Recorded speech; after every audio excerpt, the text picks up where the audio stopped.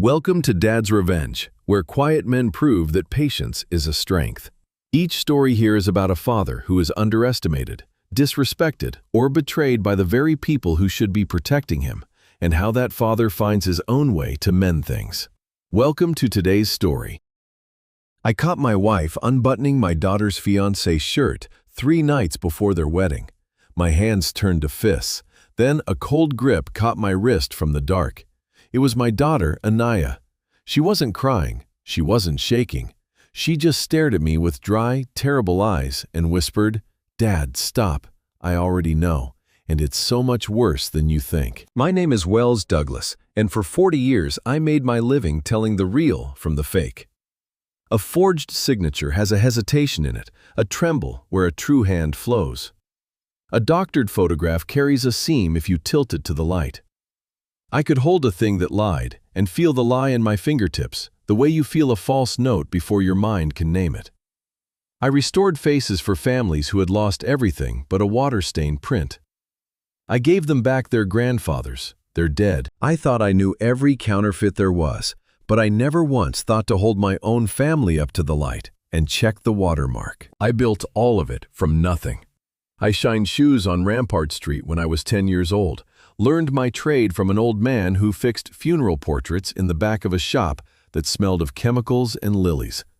40 years later, I owned a gallery worth more money than my father ever saw in his life, and an archive of photographs no auction house could put a price on. Faces of jazzmen who changed the sound of this country. Marchers from the movement, the grandmothers and grandfathers of half of Treme. I kept the memory of a whole neighborhood in acid-free boxes in a vault I built with my own hands. And yet, standing in the hallway of my own house that night, I felt like a stranger at a party thrown in my honor. Before I tell you how I tore this whole thing down, do me a favor. Tell me in the comments where you are listening from. And if you have ever looked at the people closest to you and wondered which one was holding the knife, hit that like button and stay with me. Because you are going to need to hear how this ends. The engagement party filled the ballroom with 200 people I mostly did not know. Friends of my wife Luciana, business acquaintances of my future son-in-law Grayson. They drank my wine and laughed with their heads thrown back, teeth flashing under a chandelier I had paid to hang. I stood by the tall windows, holding a glass of sparkling water, watching a celebration that felt like a wake. Luciana was working the room in a silver gown that clung a little too hard for a woman of 54. She touched arms. She laughed that practiced laugh that used to charm me and now sounded like a fingernail dragged down slate. 15 years ago, she had been a gallery manager, elegant and hungry, and I had mistaken the hunger for taste. My chest gave a dull warning throb. Not the big one, just a reminder. The doctor had told me to slow down to take my medication to keep away from stress. But how does a man slow down when he is swimming with sharks in his own living room? I reached into my jacket for my blood pressure pills and found the pocket empty. I had left them upstairs on the nightstand in the master suite. I needed to get away from the noise anyway. The bass from the speakers was knocking against my ribs out of step with my own heartbeat. I set my glass down and slipped out of the ballroom. Nobody noticed. I was the man who funded the party, not the guest of honor. The hallway to the family wing was dark and quiet, thick carpet swallowing my steps. I passed the portraits on the wall, Myra and me on our honeymoon, when I had nothing but calloused hands and a name nobody respected yet. She was the only woman who loved me when I was broke and covered in developer stains. Then Anaya at her graduation, proud and fierce. Then the newer photographs, me and Luciana, me and Grayson, pictures where my smile never quite reached my eyes. A man who could spot a forgery in a museum could not fix the fake grin on his own face. The double doors of the master suite stood open a crack. I frowned. I always kept them closed during a party. I reached to push the door shut, and a sound stopped my hand. A low, warm laugh I knew too well. Luciana. Then a man's voice, smooth and pleased with itself. "You are reckless, Lucy. What if the old man wanders up?" My hand froze on the cold brass handle. That was Grayson, my daughter's fiancé, the man who was supposed to marry Anaya in 72 hours. The man who had shaken my hand an hour ago and thanked me for welcoming him into the family. I should have walked away. A wiser man would have turned around, gone back down to the party, and pretended he heard nothing. But I have spent my life needing to see the damage with my own eyes. I have never trusted a story I could not verify. So I pushed the door open 1 inch and looked through the crack into the dressing room. The light was low, but I saw them clearly. Too clearly. Luciana was backed against the mirrored wardrobe. My wife and Grayson stood close to hear his fingers, working the buttons of his own shirt, while she watched with a look I had not seen on her face in years. It was not the look of a woman caught in a mistake. It was comfortable, easy, rehearsed. They had done this many times. "You worry too much," Grayson said, his voice dripping with a contempt that made my stomach turn. "Wells is downstairs signing checks or nodding off in a corner. He has no idea. Look at the man. He is already halfway gone." Luciana ran a hand up his chest. "A few more days," she murmured. "Once the wedding is done and the papers are signed, we are safe." "We are already safe," he scoffed. "Have you looked at him lately? He forgets things. He loses his own keys. Give it a few weeks." Something in the way he said it, so certain, so patient, made the floor tilt under me. This was not a man sneaking around behind a husband's back. This was a man counting down a clock. My heart began to slam, the old pain spreading down my left arm. I gripped the door frame. I forgot the pills. I forgot everything but the roar rising in my throat. I was going to kick the door open and end it right there in front of every guest in my house. And that was when the cold hand closed around my wrist and pulled me back into the dark. I spun, fists up, ready to strike whoever dared to stop me. It was Anaya. My beautiful, brilliant Anaya in her emerald gown, her makeup flawless, her face carved from stone. No tears, no trembling. She pressed a finger to her lips, her eyes cutting toward the crack in the door where her fiancé stood half-dressed with her stepmother. "Shh," she breathed. "Do not make a sound." I pulled her hand from my wrist. My voice shook with fury and heartbreak. "Anaya, did you see? Did you hear them? Your mother and that animal are in there." "I know," she cut me off. Flat, empty. "I have known for 3 months." I stared at her, the words landing like a fist. "You knew, and you are still marrying him. You are letting them do this to you." I moved toward the door. "Move out of my way." "No." She tightened her grip, her nails digging into my sleeve. Her eyes narrowed, and for the first time in my life, I saw something in my daughter that I did not recognize. It was not sadness. It was not shock. It was something cold and patient and dark, and it frightened me more than anything on the other side of that door. "Dad, stop!" She stepped closer, her face inches from mine. "I already know, and it's so much worse than you think." The heavy door of my private study clicked shut behind us, and the noise of the party dropped away as if someone had lowered it into water. Anaya crossed to the sideboard and poured herself 2 fingers of my good bourbon. She did not ask. She drank it the way a contractor drinks coffee before a long day out of function, not pleasure. She was 29 years old, and she moved through my house like she had already inherited it. I stood by the desk, my heart still hammering, my hand still wanting to close around Grayson's throat. "Talk to me," I said. "Right now, no riddles." She turned, holding the glass against her chest. "You think because I grew up with money, I am soft?" she said. "You think I do not see what happens in this house. But I am your daughter, Dad. I notice things. It is the one gift you actually gave me." That landed harder than she knew. I had spent 40 years teaching my child to read a room, to spot the flaw, to never take a thing at face value. I taught her the trade of suspicion. I just never imagined she would practice it on her own family. "I found out about Luciana and Grayson 3 months ago," she said. "I came back early from a buyer's trip in Charleston. His car was in the drive when it should not have been. I did not need a photograph. I have your eyes. I saw exactly what it was." "You saw them," I said slowly, "and you stayed. You are still walking down that aisle in 3 days. It is not about love." Her voice dropped cool and even. "It never was. It is about leverage. Grayson is broke, Dad. He is not the art investor he pretends to be.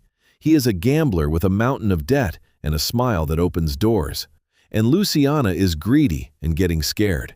She knows the agreement you made her sign gives her almost nothing if she is caught cheating. But if you were gone, if you passed, she walks away with a third of everything. I lowered myself into the leather armchair. My knees had gone loose. So that is the arithmetic, I said. They are waiting for me to die. They are not just waiting. She set the glass down on the desk without a sound. They are impatient. That is why I need this wedding to happen. I have an investigator building a file. I need them relaxed. I need Grayson to sign the marriage license, because once he does, his debts and his liabilities land on his side of the line, not ours. I structured it that way. I built a holding company that absorbs everything he owes, and it touches nothing of yours. And once I have proof of the affair after the vows, I can move to annul it for fraud. Expose Luciana to void her claim, and we walk out of this clean, both of us. I listened, and God help me, part of it sounded right. It sounded like something I would have drawn up myself back in the years when I thought every problem was a structure you could engineer your way out of. It was logical. It was patient. It was ruthless in a way I recognized because it looked like me. But something was missing. I have spent my whole life holding things up to the light, looking for the flaw the eye skips over. A real thing and a forgery can look identical until you tilt them just so, and then the fake gives itself away. Always in the one place the forger stopped paying attention. And as I watched my daughter lay out her clean, cold plan, I understood where the seam was. There was no hurt in it. She was describing the two people who had betrayed her, the man she was about to marry, and the woman who helped raise her, as if they were line items on an invoice. Where was the wound? Where was the girl whose heart had just been broken in her own home? On the wall behind her hung a photograph I had restored myself years ago.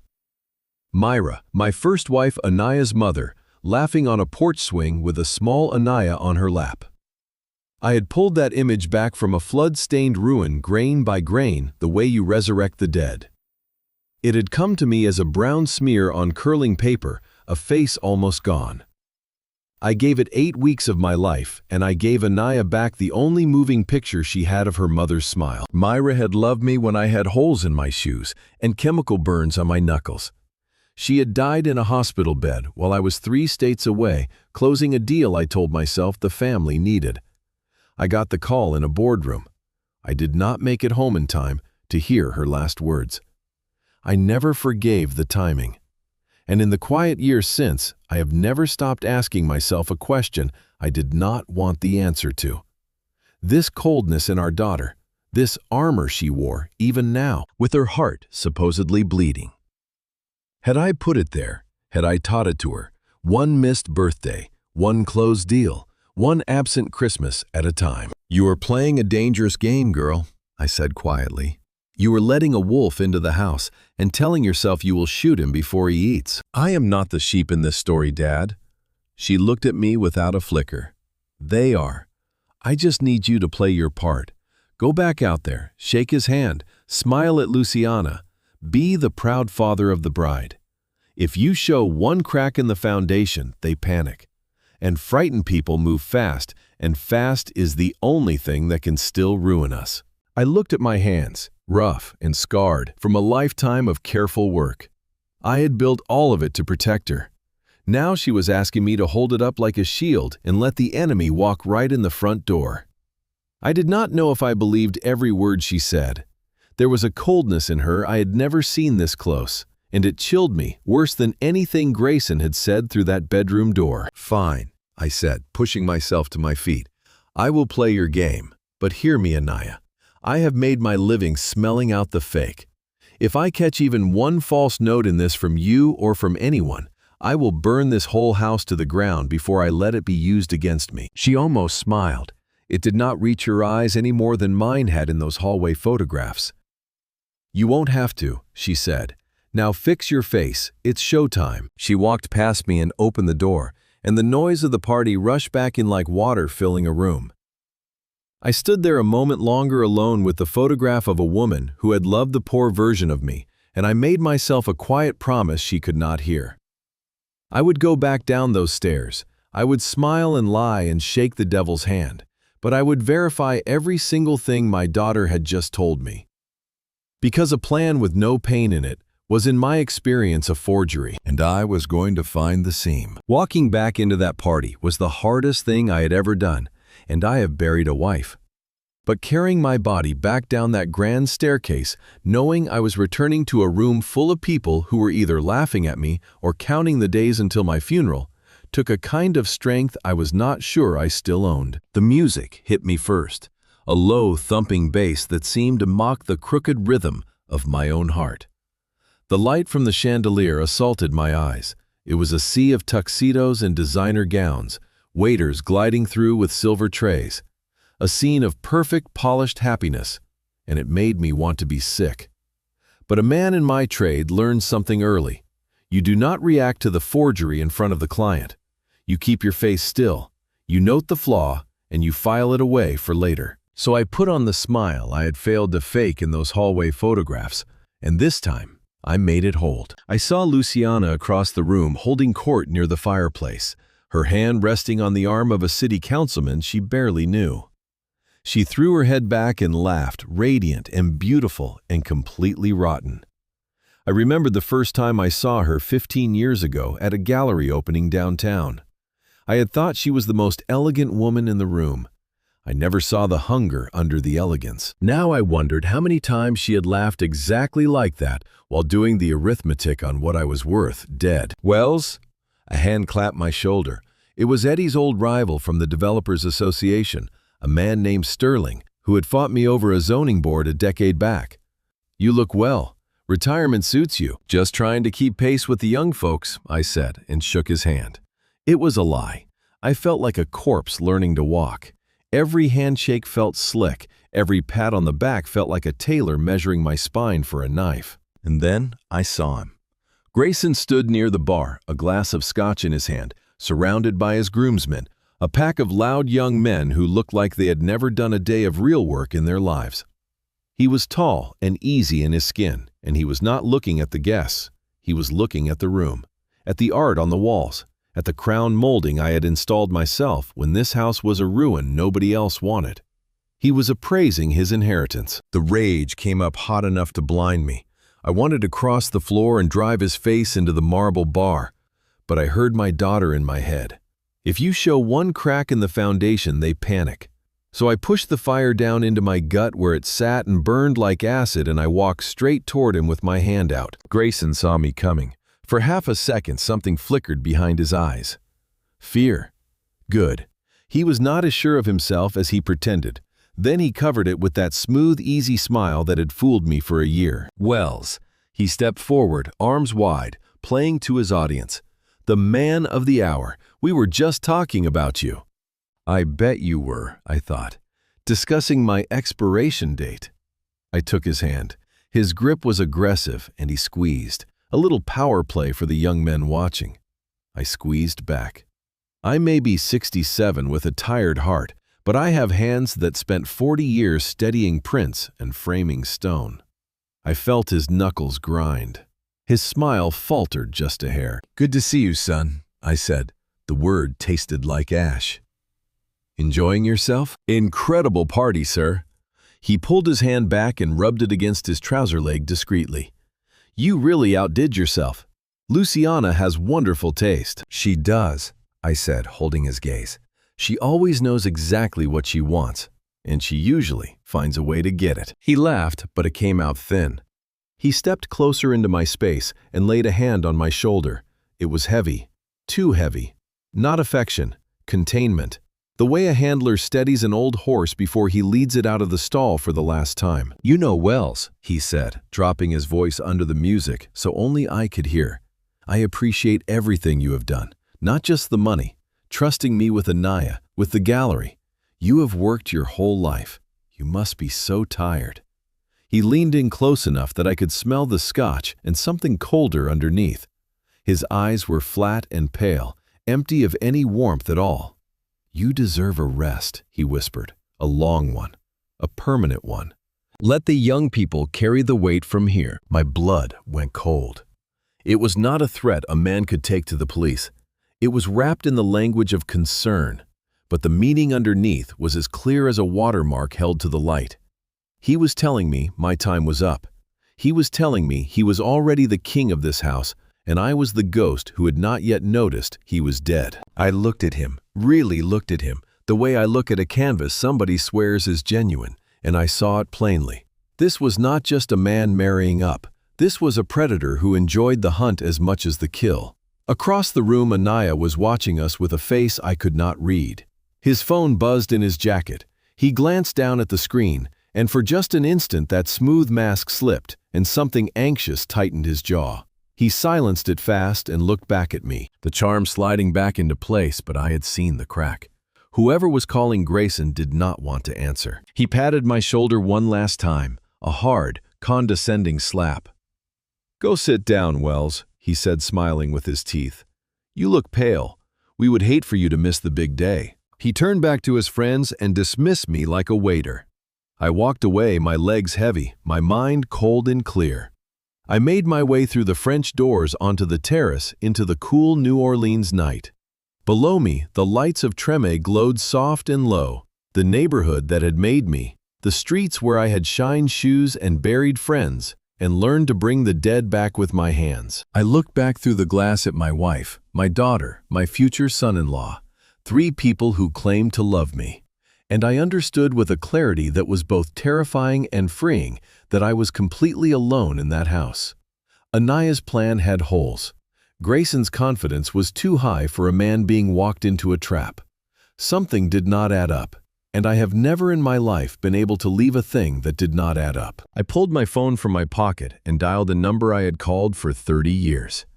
I put it to my ear and watched Grayson laugh inside the ballroom, appraising my walls. "Pick up, Eddie," I whispered into the ringing. "Pick up, because I think I am the only man in this house who has not read the script to this play, and I have a feeling the final scene is my funeral." The last guest left a little after 1 in the morning. Luciana went up to bed complaining of a headache, which was her way of not speaking to me. I stood in the foyer loosening my tie, listening to the house settle into the silence of a tomb. My chest still ached, a dull pressure spreading into my shoulder. I told myself it was stress. It had to be stress because if it was my heart quitting on me now, then they won, and I was not ready to let them win. I could not sleep. So I did what I always do when the air in a room turns to lies. I went to the one place that has never lied to me. I drove my old truck across the city with the windows down. Treme was quiet at that hour, the bars along the avenue gone dark, a lone saxophone drifting from somewhere I could not place. My workshop sits on a side street near Congo Square, a narrow brick building I have owned for 30 years. Upstairs is the gallery where the money lives. Downstairs and in the back is where the soul is, the archive, the vault. The long tables where I bring the dead back to their families, one grain at a time. I let myself in, and the fluorescent lights hummed on over the work tables. The smell settled me the way it always does, developer and old paper, and the faint mineral tang of the climate control that keeps the air at 50% humidity year-round, so the memory of a neighborhood does not curl and crack and turn to dust. I walked past the flat files. I walked past a portrait I was restoring for the Batiste family, a grandfather in his Sunday suit, half his face still a water stain. And I stopped at the workbench in the corner. People thought I was just a sentimental old man who liked his darkroom. Luciana never once came down here. It bored her. So she never knew that 3 years ago, when petty cash started going missing from my wallet and strange cars started idling on my street, I put in a closed-circuit camera system. Not in the house. Luciana was too nosy for that. I put them here in the workshop because this is where the truly valuable things are, and because people drop their guard around a man they have decided is finished. I woke the monitor. The screen glowed pale blue on my face. I did not want the live feed. The workshop was empty. I wanted the past. I began scrolling back through the timeline, and I stopped at a timestamp from 2 nights before. Grayson's car in the alley, and Luciana's parked beside it. I leaned in. My heart began to knock against my ribs. They stood between the cars, and this was not a lover's meeting. Their body language was tense, urgent. Grayson was pacing his hands, cutting the air. Luciana stood still, arms crossed. I turned up the volume. The microphone I had hidden near the loading door caught their voices clean over the hum of the compressor. "You were taking too long," Grayson said. and the smooth charm was gone from his voice. Vargas gives me to the end of the month. If I miss the interest again, he stops being polite. Keep your voice down. Luciana opened her purse. She drew out a small pill bottle, orange plastic, no pharmacy label on it. Here, I changed the supplier. The last batch was too weak. He was just getting dizzy and forgetful. These are stronger. Grayson took the bottle and held it up to the security light. What are they? Luciana smiled. It was the ugliest thing I have ever seen on a human face. A smile with nothing behind it. The chemist called it a scopolamine compound, a hallucinogen cut with sedative. He said if the old man takes 2 a day mixed in with that heart medication of his, it does something to the brain over time. Confusion first, then he forgets names. He forgets where he is. He starts seeing things that are not there. And in a few weeks, his mind is soup. She let that settle in the cold air of my own workshop. We will not have to touch him, Grayson. We will not have to stage a thing. He simply loses his mind. And then I get power of attorney. I get the conservatorship. And we put him somewhere quiet, and we sell everything he ever built. I could not breathe.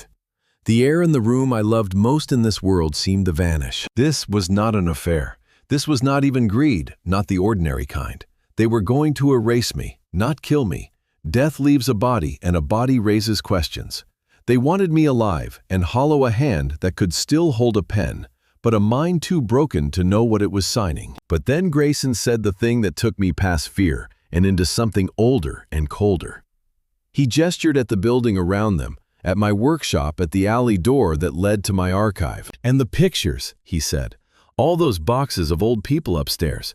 That is where the real money is, right? You said a collector out of Chicago would take the whole lot. Every last print, Luciana said. The Jasmine, the civil rights ones. There are museums that have begged Wells for those photographs for 20 years, and he would never sell. Sentimental. He calls it the memory of the neighborhood. She laughed. Once he is gone in the head, it is just inventory. We break it up, we sell it piece by piece, and nobody in Treme ever sees their grandmother's face again. I stood in the dark of my own vault, and I felt something in me go very still and very quiet. They were not just plotting to empty my mind. They were plotting to sell the memory of a whole people for parts. To scatter the grandmothers and grandfathers of these streets across private collections where they would hang as decoration in the homes of strangers who did not know their names.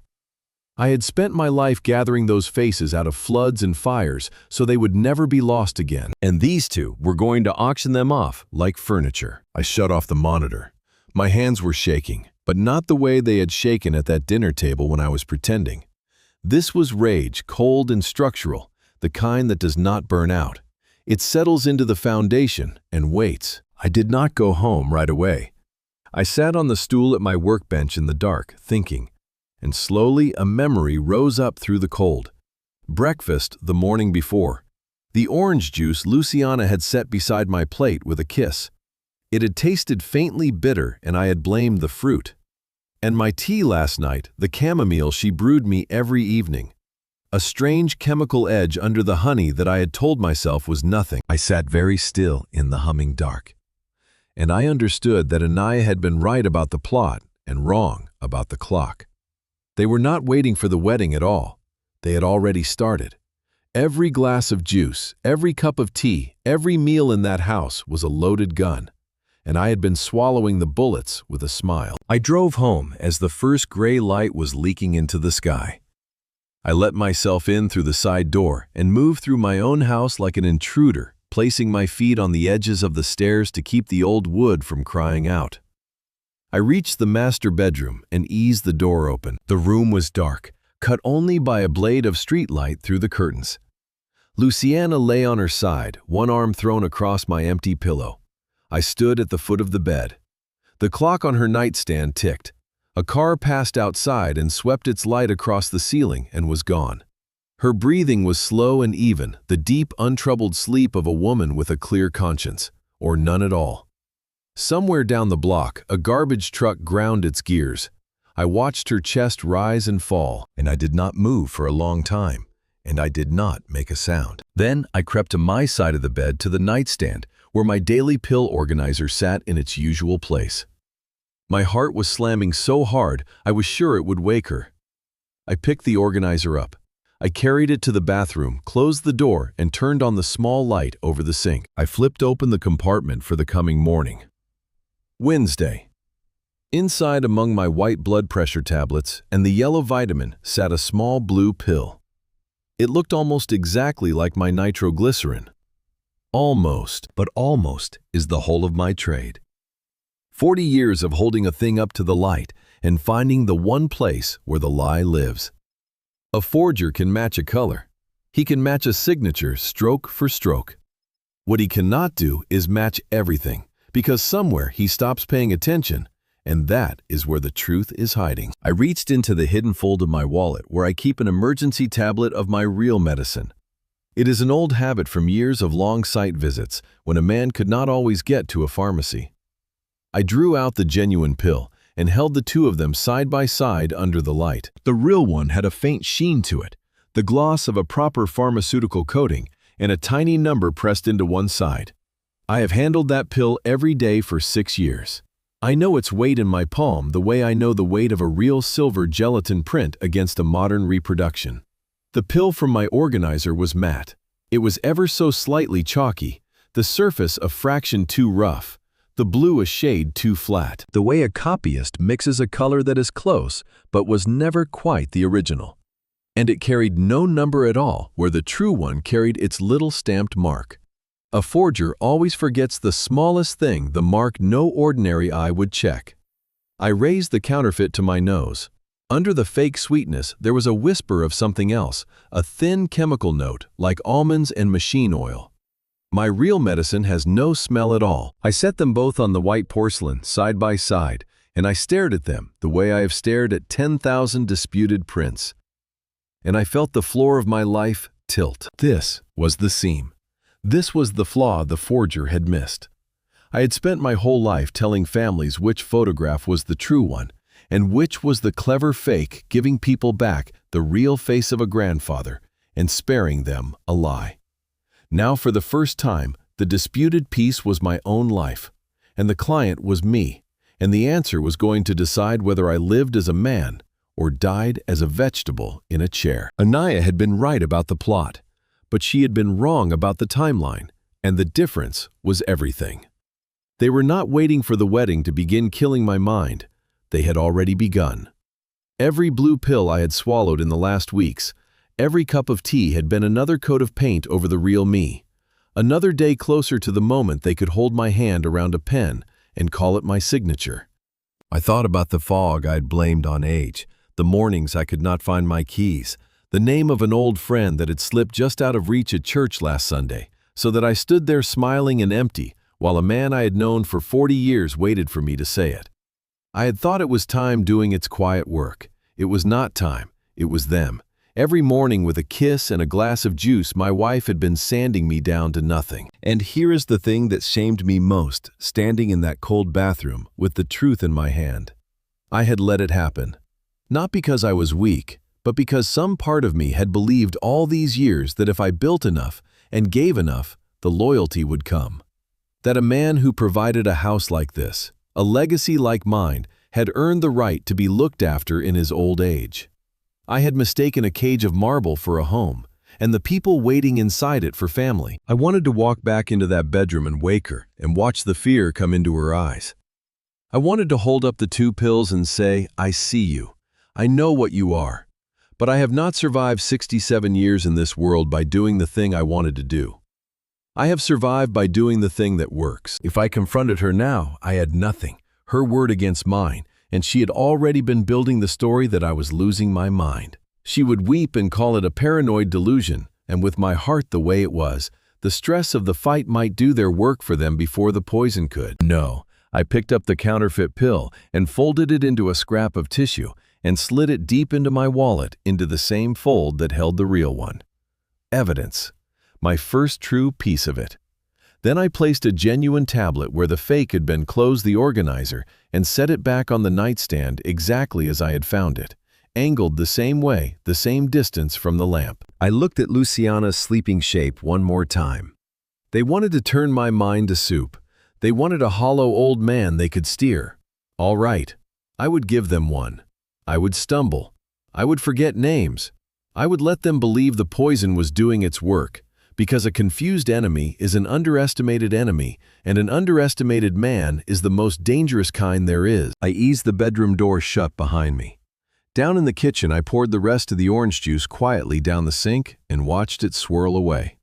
Then I opened a fresh sealed can of peaches and ate them standing at the counter in the gray dawn, because it was the only food in that house I could trust. And I began very calmly to plan the performance of my life. The sound of good silver on fine china is supposed to be the sound of civilization. That night, at the long table in the formal dining room, it sounded like scalpels being stropped against bone. I sat at the head, in the chair I had sat in for a decade. Luciana was to my right, Grayson to my left, and Anaya directly across from me. The four corners of a structure already coming down, though only I could see the cracks. A hired chef set out a first course, pale soup in wide bowls, and withdrew. The room felt too hot, though the air conditioning hummed. Maybe that was the rage still burning quiet in my gut. This was the moment, the curtain going up on the second act of my performance. I picked up my spoon and let my hand tremble just enough to make the silver rattle against the rim of the bowl. Clink, clink, clink. I saw Luciana's eyes cut to my hand. She was not watching with concern. She was watching with the clinical interest of a woman checking whether her poison was on schedule. I lifted it halfway, then let my wrist go loose. It dropped, clattered, splashed soup onto the white cloth. "Forgive me," I mumbled, my voice thin and papery. I dabbed at the stain and made it worse. "My hand, it just gives out lately." Luciana laid her cool fingers on my arm. Her nails were painted the color of dried blood. "Do not worry, love. You are tired. All this wedding business." Grayson smirked behind his wine. "You should rest, Wells. Maybe lie down before the main course." They wanted me gone, the room to themselves to talk strategy. But I had a bomb to set on that table, and I wanted to watch their faces when it went off. "No," I said, pushing myself up in the chair with great effort.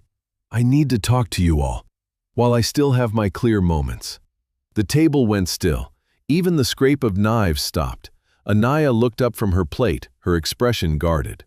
I let my eyes lose focus and then snapped back, playing the part of a man the drugs were already eating. "This thing with my hand," I said, gesturing at the mess, "and the dizziness, it has made me think. The doctor says my heart is weak. But I feel it is more than that.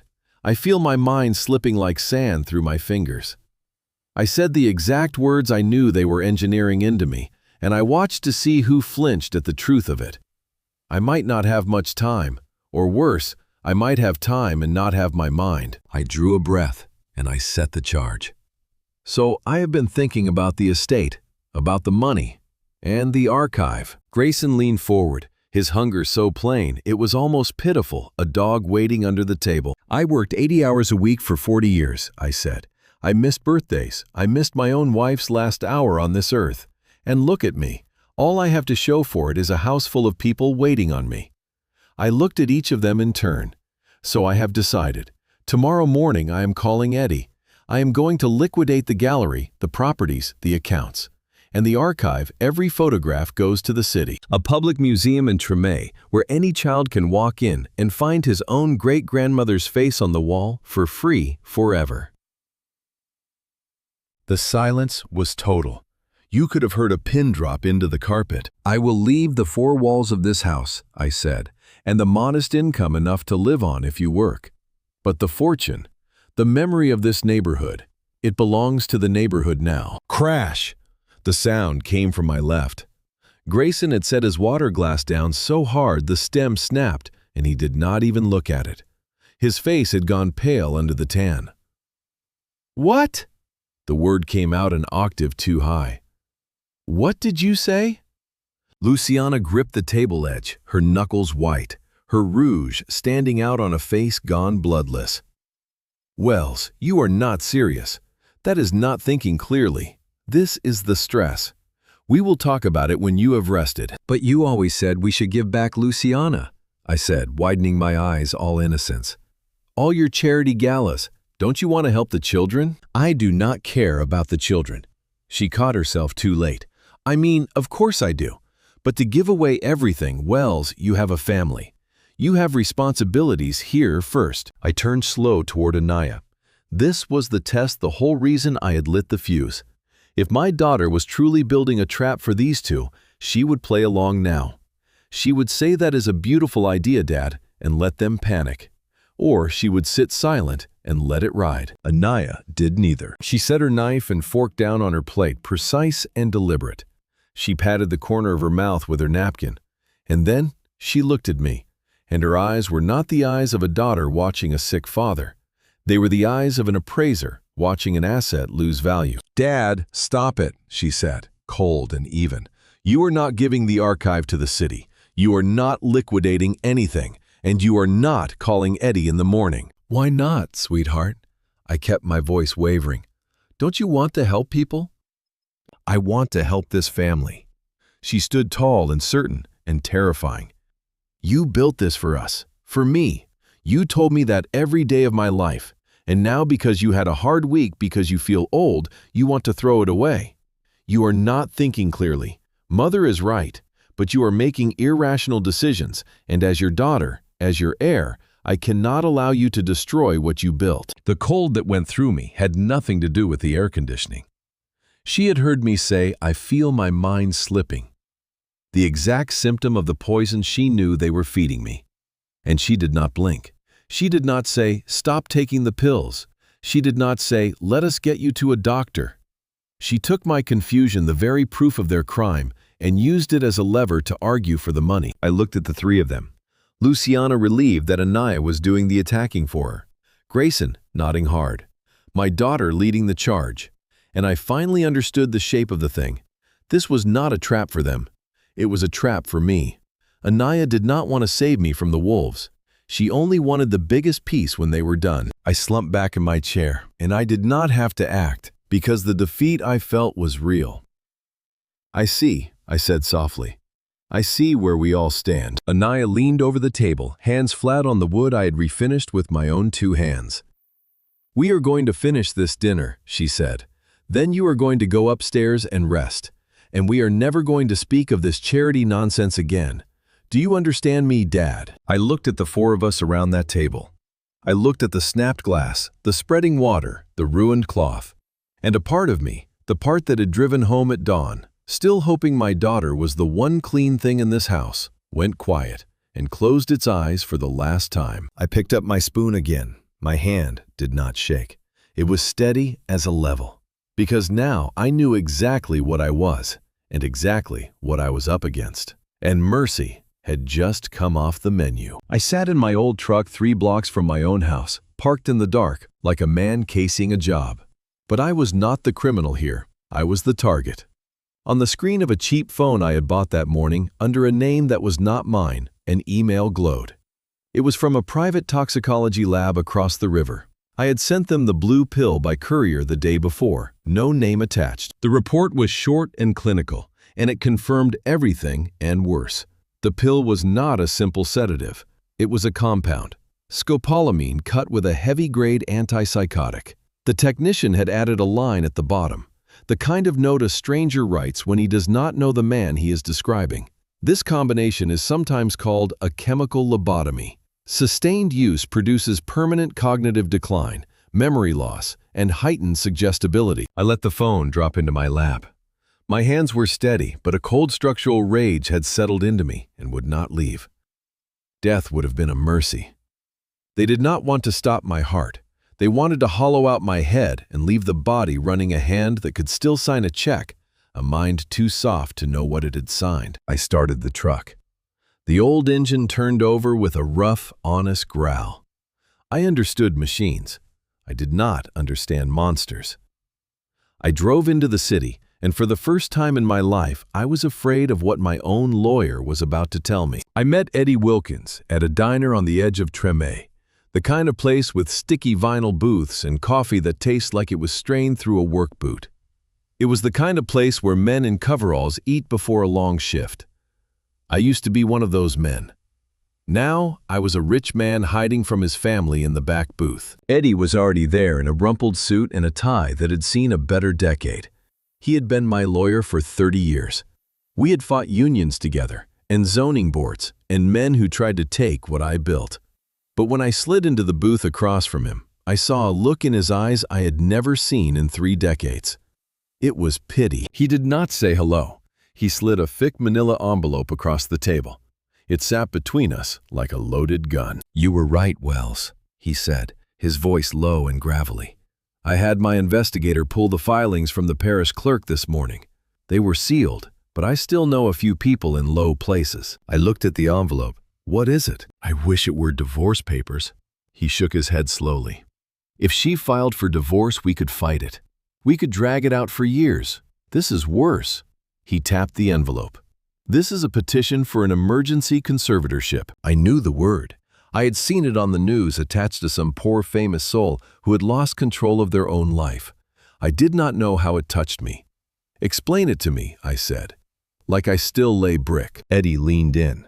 "Luciana has filed a motion claiming you are suffering from rapid onset dementia and paranoid delusions. She has affidavits from 2 doctors. One is a man who did her face work. The other is a psychiatrist on a retainer who swears he evaluated you at a distance. They are painting a picture of a man who is a danger to himself and to his estate." He took a sip of the terrible coffee and grimaced. "If a judge grants it, Wells, you lose everything. Not just the money, you lose your rights. You cannot hire a lawyer. You cannot touch your accounts. You cannot drive. You cannot choose where you live. Luciana becomes your legal guardian. She becomes the trustee of your entire life. She can put you in a facility, medicate you as she sees fit, and sell off your assets to pay for your own care." The blood left my face. "This is the plan," I whispered. "This is why Grayson taunted me. This is why Anaya pushed me at that table. They do not just want the money, they want control." Eddie nodded. "It is the perfect crime. If you die, there is a body and autopsy questions. But if you simply lose your mind, that is a tragedy, a private family matter. Luciana gets to play the devoted grieving wife forced to take the reins. And she spends your fortune while you sit in a room somewhere wondering what day it is." I set my coffee down. "When is the hearing?" Eddie looked at me a long moment. "Monday morning, the day after the wedding." Monday. That was the whole shape of it. The wedding on Sunday, the signatures, and then Monday the door closes for good. "There is one more thing," Eddie said. "The petition claims your dementia turns violent, aggressive outbursts. To get an emergency order pushed through fast, or to have you committed on the spot, they need proof of that. They need a public incident." He held my eyes. "They are going to provoke you, Wells. At the wedding, in front of 200 people, they are going to push every button you have. They will insult you. They may lay hands on you. They want you to snap. Because the moment you lose your temper in front of that many witnesses, somebody calls the police. And the police do not come to arrest you for assault. They come to transport an unstable elderly man to a psychiatric hold." I sat back against the cracked vinyl. Every piece slammed into place. The spoon at dinner, Grayson's arrogance, the whole thing was a script, and they were poking the animal, waiting for it to roar so they could cage it. "So I do nothing," I said. "I sit there and take it." "You do the hardest thing a man like you can do," Eddie said. "You give them nothing." Then he paused and pulled a small notebook from his coat. "One odd thing my investigator flagged. Grayson has been making trips he cannot account for. Baton Rouge more than once these last months. He told Anaya he was meeting investors in New York. He was not in New York. He wrote something and underlined it. I do not know what is in Baton Rouge yet, but a man does not lie about where he sleeps unless there is a reason." I remembered the party, Grayson's phone buzzing, that flicker of something anxious he tried to hide. I filed it away the way I file the seam in a canvas I do not yet understand. Eddie reached into his briefcase and set a small earpiece on the table. "Wear this at the wedding. I will be outside in a van with 2 off-duty officers I trust. We record everything. But you have to give us the evidence, Wells. You have to let them believe their plan is working right up until the trap closes on them." I looked at the little black device. It weighed almost nothing, and it carried the whole weight of my life. "This is not a wedding anymore, Wells," Eddie said quietly. "It is a sting, and you are the bait." Saturday came under a low gray sky, and the house was already loud with the machinery of a wedding. Florists carried in armloads of white lilies that smelled like a funeral home. A crew was raising a tent in the back garden. In the middle of all that noise, I was fighting a quiet war for my own sanity inside the walls of my own home. Eddie had told me to expect provocation. Knowing it is coming does not make it easier to stand inside of. I am a man of habit. For 40 years, I have kept the same order to my mornings. I wake at 6, I wash, I dress, I set my wallet, my keys, and my phone on the oak dresser by the bedroom door. Precision is my trade.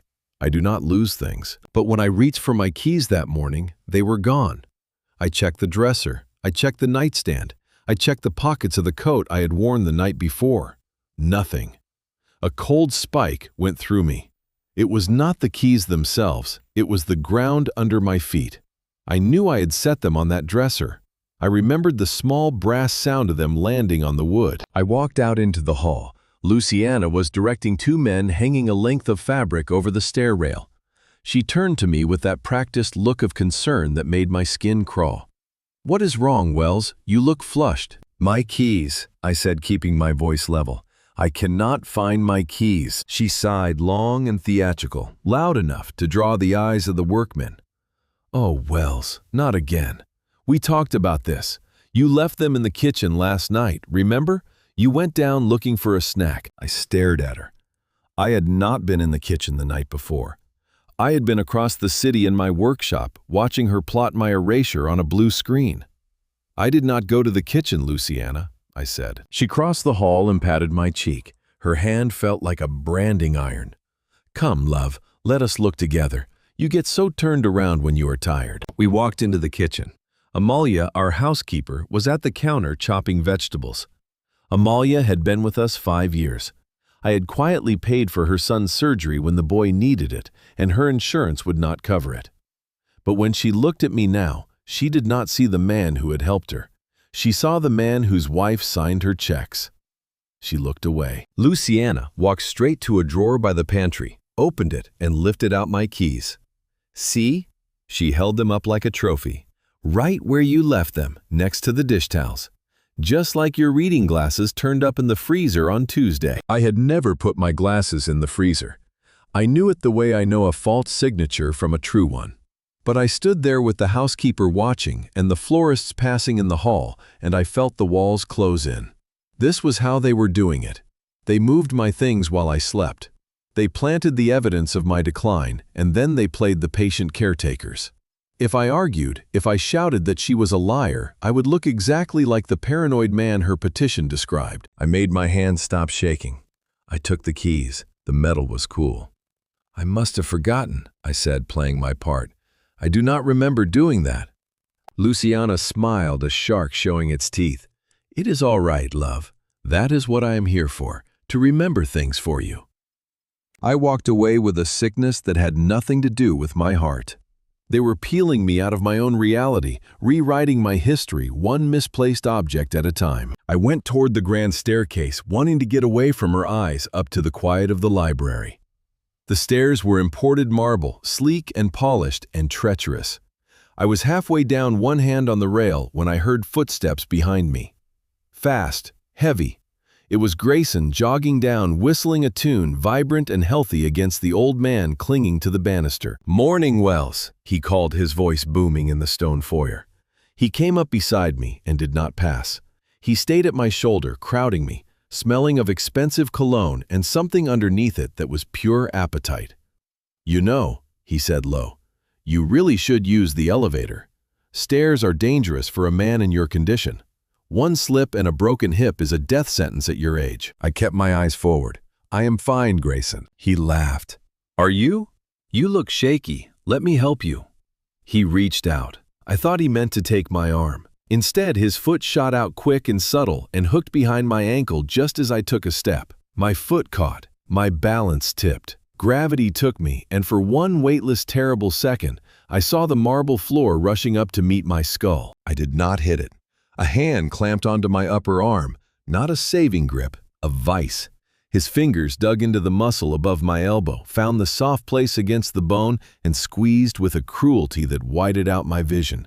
He hauled me back so hard my head snapped. "Whoa there!" he shouted suddenly loud and theatrical.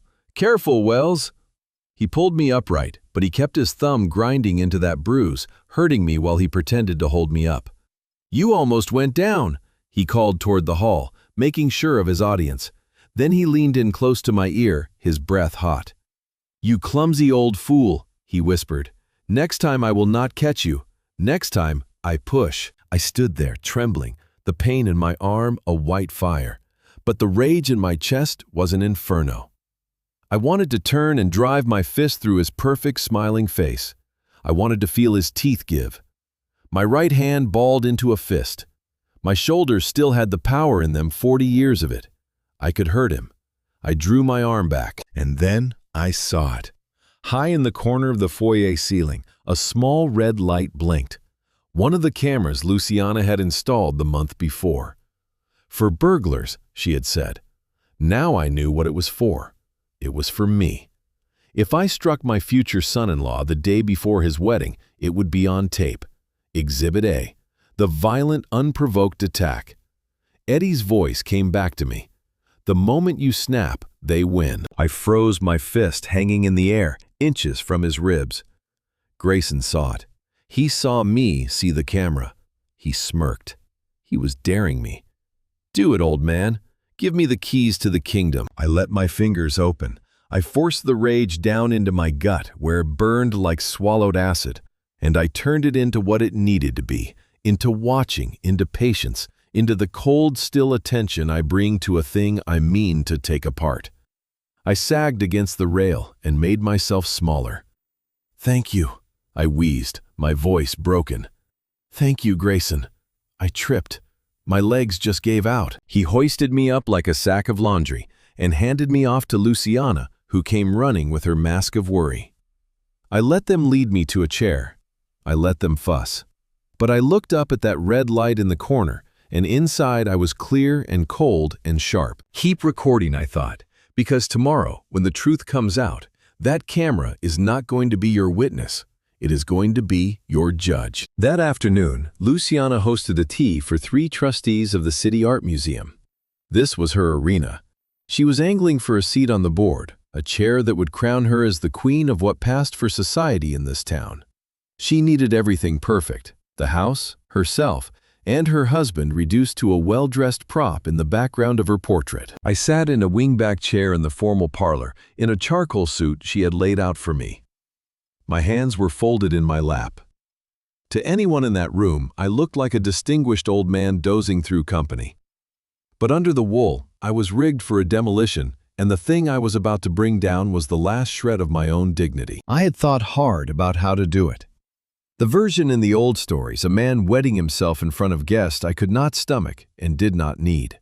I had a sharper tool, and it was the one thing in this world I was known for. I was Wells Douglas.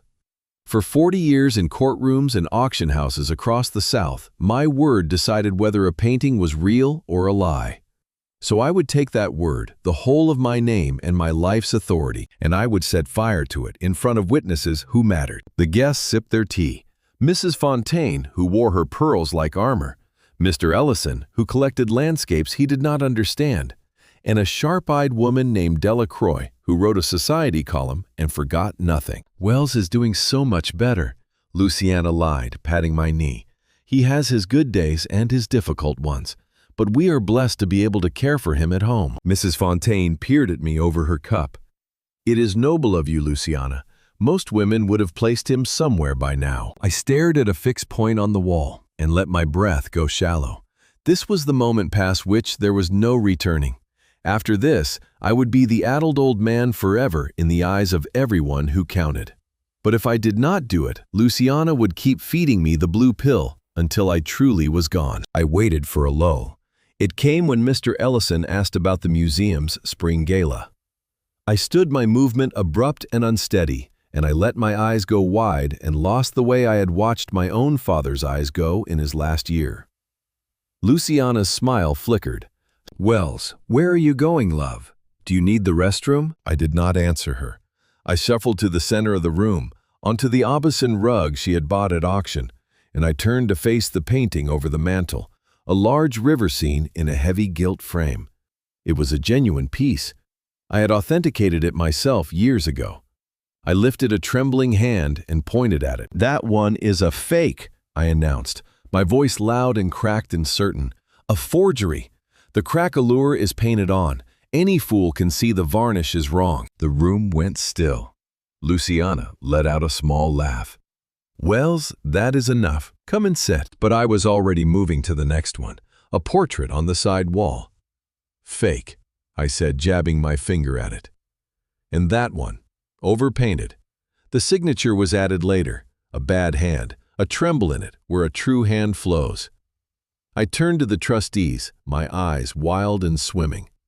"She has filled this whole house with counterfeits. Every picture on these walls is a lie. I would stake my name on it. I have staked my name on less." Mrs. Fontaine's cup rattled into its saucer. Mr. Ellison stared at his shoes. And Delacroix, the columnist, watched me with wide, bright eyes, filing away every word for her Sunday readers. Here was the cruelty of the thing I had chosen, and I felt it land in my own chest. These were people who knew my reputation. My judgment had been gospel to them. Once in a hearing downtown, a lawyer had said that Wells Douglas could look at a canvas and hear whether it was lying, and the whole room had nodded because it was true. And now the great Wells Douglas stood in the middle of a Persian rug, drooling slightly, calling the true things false, and staking his authority on nonsense. Every word cost me something. A man is his name in the end, more than he is his money, and I was setting mine on fire in front of the only witnesses who would carry the story. I was not spilling a drink. I was burning down the one thing I had built that no one could take from me, the one thing that had never been for sale. My eye, my name, the very gift I had used one night before to catch the poison in a blue pill. If I had to choose between my reputation and my life, between how these people remembered me and whether I lived at all as a free man, then let the reputation burn. The truth of what I was would keep in the dark until I was ready to bring it back to the light. Luciana shot up out of her chair, her face gone white, then a mottled red beneath the powder. "Wells," her voice cracked like a whip, "sit down, now." "You," I said, turning to her, letting my face fill with a childish, frightened confusion. "Who are you? Where's my wife? Where is Myra? I want Myra." The name of my dead first wife, spoken into that elegant room, was the final nail. It emptied the color from Luciana's face.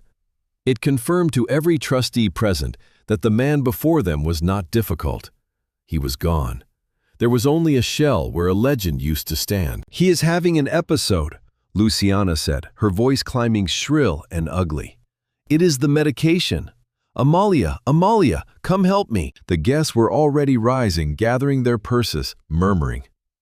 "We should let you tend to him," Mrs. Fontaine said, her voice thick with pity and a faint disgust. "We will be in touch, Luciana." "Please stay," Luciana begged, catching at the woman's sleeve. "He is only confused. It passes." But they were moving to the door, and the great performance of her afternoon was collapsing on the rug at my feet. Amalia hurried in and took my arm to lead me toward the stairs. I shuffled along, head down, listening to the front door close on the last of them. And the moment they were gone, Luciana turned on me. She did not raise her hand. She did not shout. She looked at me with a cold, dead hatred that was worse than either. "You did that on purpose," she hissed. I stared at her, my mouth slack. "Who are you?" I asked again. She searched my face for the seam, for any sign of the lie, and I gave her nothing. I was a stone. "Get him upstairs," she spat at Amalia. "Clean him up and lock his door. If he comes out again before the wedding, you are finished here." I let Amalia lead me up the stairs. Behind me, I could hear Luciana knocking a chair over, hissing curses at the empty parlor. I had lost my name in that room. I had burned my dignity to the ground in front of the only people whose good opinion she craved. But I had won the story. Now she was not guarding a prisoner. She was minding a vegetable. And people, I had learned a long time ago, get careless around a vegetable. 2 hours later, I sat in the corner of my bedroom in an old sweater and a pair of soft trousers. The door stood unlocked. They had not bothered to turn the key because they had decided I was too far gone to work the handle. I sat in the armchair, my body still, my face slack, but my ears tuned to the frequency of a predator. They were out in the hall. Luciana Grayson and at some point, Anaya. Before the scene in the parlor, they had huddled in corners to whisper. Now they stood right outside my open door and spoke in full voice. Why lower your voice after all when the only witness is a senile old man who calls the real things fake? It was humiliating, Luciana was saying. Fontaine will have it all over the city by Monday. He called the Beaumont River scene a forgery. That painting is insured for 6 figures. That is the point, Mother. Anaya's voice flat and practical. It helps us. Every trustee in that room is now a witness that he is not competent. Delacroix will probably print it. It is better than any affidavit. She is right, Grayson said. We have witnesses from today. Amalia saw the whole thing. We call the doctor first thing Monday, we walk the emergency order through, and he is committed by Tuesday afternoon. He signs the trust transfer in the morning, and the archive sale can start the week after. And if he will not sign? Luciana asked. If his hand is shaking too badly? Grayson laughed, low and easy. He can hold a pen, Luciana. We guide his hand. As long as the signature is close enough, the bank takes its fee and asks no questions. Then he goes in the van, and he goes wherever they will take him. They laugh then, the 3 of them, a small, cruel chord of people bonding over the ruin of the man who fed them. I sat and watched a moth beat itself against the lampshade, and I did not blink. I let their words wash over me. Their arrogance was the finest weapon I had, because they were so sure of the win that they were loading my hands with the ammunition to shoot them. Anaya and Luciana moved off down the hall, their heels clicking on the hardwood. But before they went, another voice reached me, younger, coming up the front stair. Kelvin, my apprentice from the workshop, 24 years old, the boy I had been teaching to bring the dead back the way an old man once taught me. He had come by with a folder of prints for the wedding display, and Luciana had let him in. Mr. Douglas resting, I heard him ask. He is not well, Luciana said cool. Leave the folder. Yes, ma'am. A pause. Oh, and this is probably nothing. A woman came by the shop this afternoon, out of Baton Rouge, she said. Had some old photos in a shoebox she wanted looked at. But she kept asking after Mr. Grayson, whether he ever came around the gallery. She seemed real anxious. Then she left before I could get her name. The hall went quiet for half a beat. Some client, Grayson said, and his voice had changed. The ease was gone out of it. People are always looking to sell us junk. Thank you, kid. You can go. I did not move a muscle. But inside the seam I had been carrying since the diner pulled a little wider. A woman from Baton Rouge with old photographs in a shoebox asking after Grayson, anxious enough to come to a stranger's shop and then bolt before she left a name. Eddie's investigator had put Grayson in Baton Rouge more than once on nights he swore he was in New York. Now a frightened woman from that same city was carrying pictures around looking for him. My whole life is the patient work of holding fragments up to the light until the picture resolves, a face out of a water stain. A truth out of a scatter of small wrong details. You learn to trust the fragments before you can name what they add up to. This one was starting to resolve, and I did not yet like the shape of it. A man who lies about where he sleeps is hiding a bed. And a bed, in my experience, usually has someone in it. Kelvin's footsteps faded. Luciana and Anaya were gone. But Grayson stayed behind. He walked into my room. He did not knock. You do not knock for a dog. He crossed to where I sat, a tumbler of scotch in his hand, and looked down at me with a mixture of pity and contempt. Look at you, he said, taking a sip. The great Wells Douglas, sitting in a chair, staring at the sun, telling a museum board their pictures are fake. He shook his head. It is almost sad, almost. I kept my breathing shallow, my gaze fixed on the middle distance. His phone rang. He pulled it from his pocket, checked the screen, and his whole face changed. The arrogance drained out of it and left something sharp and cornered. He walked to the window, turning his back to me. He thought I was gone. He thought I was furniture. Very slowly, I moved my hand to the pocket of my cardigan, where the small recorder Eddie had given me sat waiting. I pressed the button. A tiny vibration told me it was live. Yeah, I know what time it is. Grayson said into the phone, low and tight. "No, do not come to the house. Are you out of your mind? There are people everywhere." A pause. "Listen to me, Vargas. I have the money. It is done." Another pause. 2 million. Yes, I know the number. I will have it Tuesday. The old man signs the trust over Monday morning. As soon as the funds clear, I wire you." He listened, running a hand through his hair. "No, there is no problem. He is a vegetable, Vargas. His brain is cooked. I could put a crayon in his hand and he would sign his own death warrant. Just call off your people. If I see one of your guys near this wedding, I swear to God." He stopped listening to a threat. "Fine. Tuesday. 2 million plus the interest. Give me 48 hours. He hung up and blew out a long, shaky breath and drained the glass. Then he turned and looked at me, still slumped, still empty-eyed. "You had better sign those papers tomorrow, old man," he said quietly, "because if you do not, my legs get broken. And if my legs get broken, I promise you, I will make sure you stop breathing before I go down." He walked out and shut the door behind him. I sat still in the silence. Then I reached into my cardigan and pressed the button to stop the recording. I had it. The confession, the motive, the proof that he was coercing me over a criminal debt to a man who broke legs. I looked down at my hands folded in my lap. They were steady. They thought I was a puddle on the floor. They thought I was a ruin. But sitting there in the last of the light, I felt stronger than I had in 20 years. They wanted a signature. Fine. I would give them a signature, but not on a check. It was going to be on a police statement. And the first thing I had to do was turn these 3 scorpions in a jar against one another. It is a strange and terrible thing to have the person plotting your ruin unbutton your shirt for bed.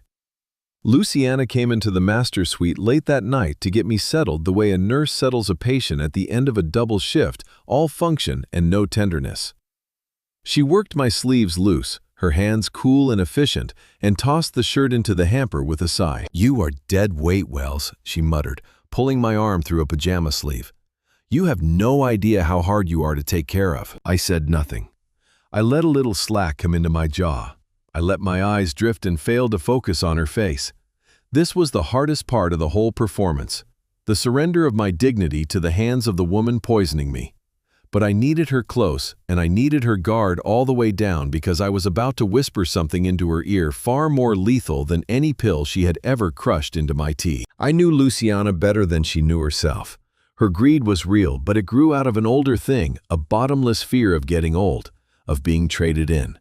She spent thousands a month holding time back from her face, and behind the tall mirror in her dressing room, she kept a private safe. Not the one in the library that we shared, her own.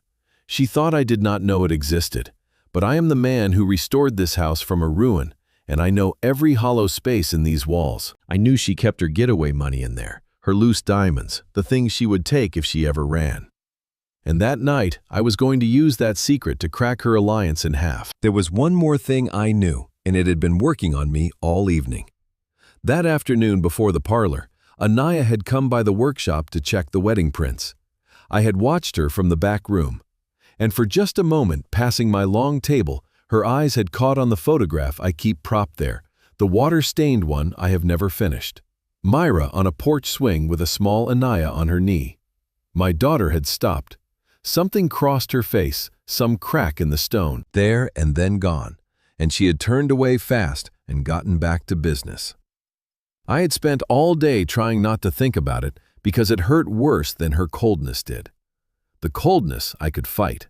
That flicker of the girl who was still in there somewhere, that was the thing that could break me. Luciana pushed me back against the pillows. "There, sleep. Tomorrow is a big day. You need to rest so you can hold a pen." She turned to go. She was already spending the money in her head, and I made a sound, a low, confused moan. She stopped. "What is it now, Wells?" I lifted a shaking hand and pointed vaguely at the wall her dressing room stood behind. "The key," I mumbled thick and slurred. "The gold key." Luciana went very still. Her back straightened. She turned around slowly, her eyes narrowed. "What did you say?" I rolled my head on the pillow and looked up at her wide and lost. Anaya took the gold key. From behind the mirror, the color left her face. She came back toward the bed. "What key? What are you talking about?" "The little gold one." I whined like a child, repeating something half-heard. "With the red stone in it." She gave it to Grayson. I saw them in the hall. Luciana's hands found the edge of the duvet and gripped it white. I had never once in 15 years mentioned that safe. The fact that I knew it was there terrified her. But the detail that undid her was the stone. The key to her private safe had a small ruby chipped into the bow of it. Only she knew that, and I had just described it. "You were dreaming," she said, but her voice shook. "You are confused." "No," I moaned. Grayson laughed. He said, "Once we have the money, we do not need the old woman anymore." I let it settle. He said they would put you in the home with me. The silence in that room was a held breath. Old woman. That was the blade, and I had slid it in clean. Grayson was 27 years younger than she was. She knew in the place she never looked at that he was only with her for the life she bought him. But to hear it confirmed, to hear that he and her stepdaughter were laughing about discarding her, went straight into the deepest, oldest fear she had. I let one eye crack open. Luciana stood over me staring at nothing, her face a mask of pure rage carved out of ice. "Are you sure?" she whispered. "Are you sure it was that key?" "Yes," I moaned. "The little gold one, the red stone." That sealed it. She did not tuck me in. She did not turn off the light. She turned on her heel and walked to her dressing room, her steps silent and furious. I had not left it to words alone. A builder knows a story needs a physical foundation. That afternoon, in the 30 seconds I had alone in her dressing room while the house was in chaos, I had not tried to open the safe. I had no combination and did not need one. I had taken a small metal file from my pocket, and I had scratched the paint around the keyhole of the hidden panel. Fresh, jagged marks. The kind a nervous hand leaves when it is prying at a lock in a hurry. I lay in the dark and strained to hear. The heavy slide of the mirror moving on its track. Then, silence. She was looking at the scratches. She was seeing the physical proof of my senile rambling made real. Even if nothing was missing, the marks were enough. They proved someone had been at it. And why would Grayson and Anaya be at her private safe unless they were counting her hoard, planning their move without her? The mirror slid back. Footsteps returned. She stood by the bed a long moment, and this time she was not looking at me with contempt. She was looking at me like a source. I began to snore soft and even. She crossed to the window where her phone was charging, and I heard her pick it up and dial. Her voice came low and venomous. "Grayson, where are you?" "No, do not give me that. I want to see you, now. Meet me in the library. Everyone else is asleep." She hung up, wrapped her silk robe around herself like armor, and walked out, shutting the door hard enough to wake a normal sleeper, but not a ruined old man. I opened my eyes in the dark. The triangle was cracking. "Sleep well, Luciana," I thought, because when you get downstairs, your young man is going to look a great deal less like a lover and a great deal more like a thief. And there is nothing a woman like you hates worse than being robbed. Sunday morning arrived with the sterile brightness of a hospital room. It was the day of the transfer, the day the notary was coming, the day my life's work was supposed to be signed over to a holding company run by 3 vultures, and the day the archive of a whole neighborhood was supposed to become inventory. I sat at the kitchen island in my bathrobe, my hair uncombed, staring down at a bowl of lukewarm oatmeal. I hate oatmeal. It reminds me of the paste we used to line old frames, but Luciana insisted I eat it. I think she just liked watching me struggle with the spoon. Anaya stood by the coffee machine in a sharp black business suit, her hair pulled back so tight it drew at the corners of her eyes.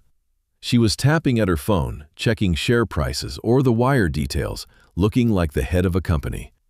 Looking like her father, back when I still thought that was the highest thing a person could be. I lifted the spoon and let my hands shake. Oatmeal slopped over the side and onto my chin, trickled down onto the collar of my robe. I let out a small, frustrated whimper. Anaya looked up, her mouth tightening in disgust. She did not see her father. She saw a mess to be cleaned before the guests arrived. "For God's sake, Dad, She grabbed a paper napkin, crossed to me, and scrubbed at my chin hard, her nails digging through the paper. There was no tenderness in it, no daughter caring for an aging parent. It was a woman sanding a stain off a counter. "The notary will be here in an hour. I need you clean. I need you presentable. And I need you lucid enough to sign your name.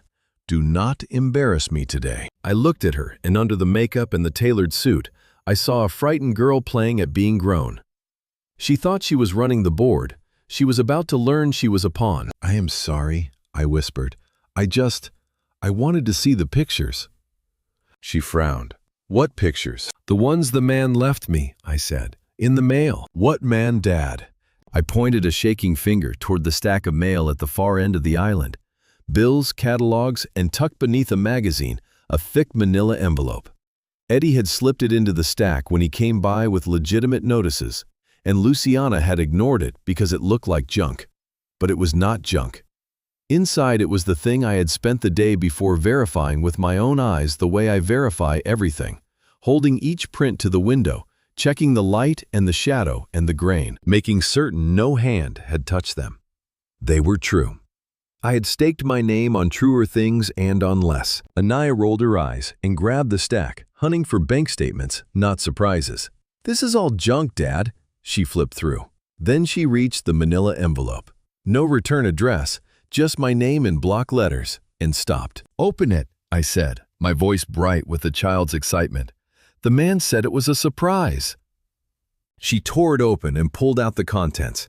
Not a letter, a stack of photographs, high resolution, taken with a long lens.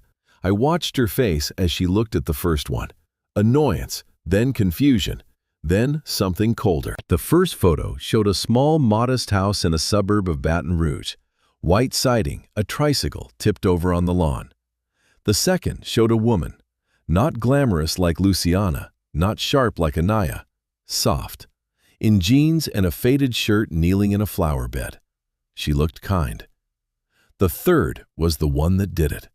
It showed that woman on the porch kissing a man who held a small boy on his hip. The man wore a cap and sunglasses, but there was no mistaking that jaw, that smile. It was Grayson, and he was not looking at her the way he looked at my daughter with dollar signs behind his eyes. He was looking at her with something plain and comfortable and real. Anaya's hands began to shake. The papers rattled in the quiet kitchen. "Who is this?" she whispered. "Look at the little boy," I said, pointing. "He has Grayson's nose, doesn't he?" She did not answer. She flipped to the next page. Not a photo, a copy of a birth certificate. Father Grayson Barron, Mother Anya Barron, a little boy named Emery, 3 years old. She flipped again. A marriage license, 4 years old. No record of any divorce. I watched the color drain out of my daughter's face. She gripped the counter. "He is married," she choked. "He is married." She was doing the arithmetic now, the arithmetic I had taught her. She had thought she was the smart one. She had thought she was using Grayson to get my money and then discard him. She thought she was the predator, and looking at those photographs, she understood the truth. Grayson was not playing her game. He was playing his own. When the money cleared, he was not going to help her run anything. He was going to take his cut and vanish back to Baton Rouge, back to that soft woman and that little boy, and build a life with my fortune, while she was left holding the bag for the fraud, the poisoning, the elder abuse. She was not a partner. She was a mark. She looked at the timestamps. "Last week," she whispered. "He told me he was in New York meeting investors. He was there, with her." "He looks happy," I said, taking a spoonful of cold oatmeal. It tasted like victory. "Happier than he looks around here. He smiles real big in that one." "Shut up, Dad." But there was no force in it. She dropped the photos on the counter and stared at the image of the little boy, the rightful son of the man trying to steal everything I had. And then, for just a moment, the whole mask slid off. I saw the girl who had stopped at my table the day before. I saw the girl whose heart had been broken by a boy at a school dance 20 years ago, and who I had held while she cried. I saw the pain, raw and human, before the wall came slamming back up. It was the second crack I'd seen in her in 2 days, and it was the one that told me there was still something in there worth grieving. She shoved the photographs back into the envelope and into her purse. She did not cry. Anaya does not cry. She smoothed her jacket. She checked her reflection in the microwave door. "Eat your oatmeal, Dad," she said. Her voice was flat and dead. "The notary is coming. We have business to do." She turned and walked out of the kitchen. She did not go toward Grayson's room. She went toward her office. I pushed the bowl away. Luciana suspected Grayson. Anaya knew Grayson was a fraud. And Grayson was terrified of a man who broke legs. 3 scorpions in a jar, and I was the one about to shake it. The notary came at 2 and left within the hour. The papers were signed. The transfer of the trust was set in motion, though the funds would not clear until Monday morning. That was the window. That was the kill zone. And I meant to fill it before it closed on me. I found Grayson in the game room off the East Hall, practicing his break on the billiard table, a glass of scotch at his elbow. He wore a polo shirt that cost more than my first car, and he was whistling a man who had already won the lottery. I stood in the doorway, leaning hard on the cane I did not need, my mouth slack. "Grayson!" I rasped my voice like dry paper. "I need help." He looked up, annoyance flashing across his face. He did not bother to hide it anymore. "What do you want, Wells? I am busy." "The wine," I mumbled, pointing at the floor. Luciana said, "For the reception. She said I have to bring up the cases, the cellar. I cannot carry the boxes. Please, son." He sighed a long, martyred sound and set down his cue with a clatter. "Fine. Let us get this over with. Quick." He walked past me without offering an arm, expecting me to shuffle behind him like a servant. And I did. I shuffled. I dragged my feet. But my mind was clear and cold as spring water. We reached the heavy door at the end of the lower hall. Most people in that house thought it opened on a wine cellar, and it did. But behind the rack sealed and climate-controlled was a room I had built with my own hands when I restored the place a vault. 20 feet down, soundproofed, where a man could keep his most precious things and no one above ground would hear a thing. Not a scream. Not a confession. I worked the lock with a fumbling hand, and we went down the stone steps into the cool, close dark. The air smelled of damp earth and old oak. Grayson walked ahead, running a finger along the dusty bottles.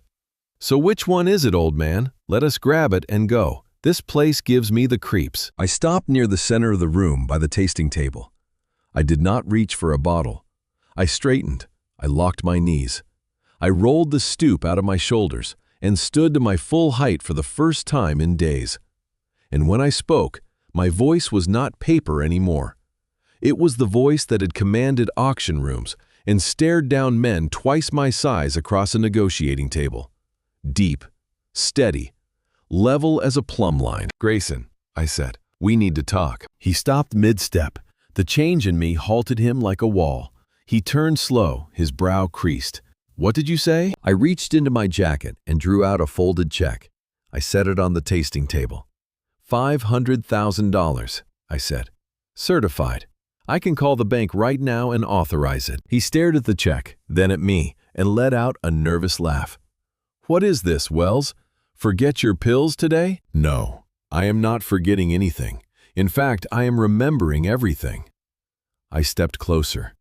"I remember your foot behind my ankle on the stairs. I remember the blue pills Luciana is putting in my food.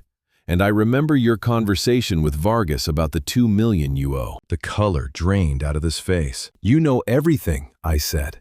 "So here is the offer, $500,000. You take it, you get in your car, and you drive.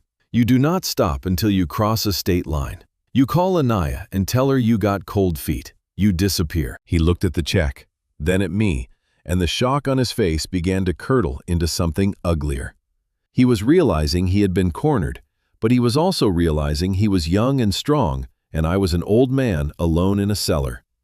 He began to laugh, and this time it was real, a deep belly laugh of pure amusement. $500,000, he choked out, wiping his eye. He stepped in, using his height looming over me. "Old man, do you have any idea what you are worth?" $50 million, I said, holding my ground, plus the archive. "Exactly." His voice dropped to a menacing whisper. "And by tomorrow, It is all under the control of the trust, a trust I run. He picked up the check and tore it in half, then in half again, and let the pieces flutter to the stone floor. You think you are clever because you stopped taking the pills for a day. It does not matter. The papers are signed. Who are they going to believe? The young entrepreneur or the senile old man who called the museum board's paintings fake yesterday afternoon? I said nothing. I let his ego swell because I needed him to say all of it. You cannot do this to Anaya, I said softly, goading him. She loves you. Anaya is a tool. He spat the word. A means to an end.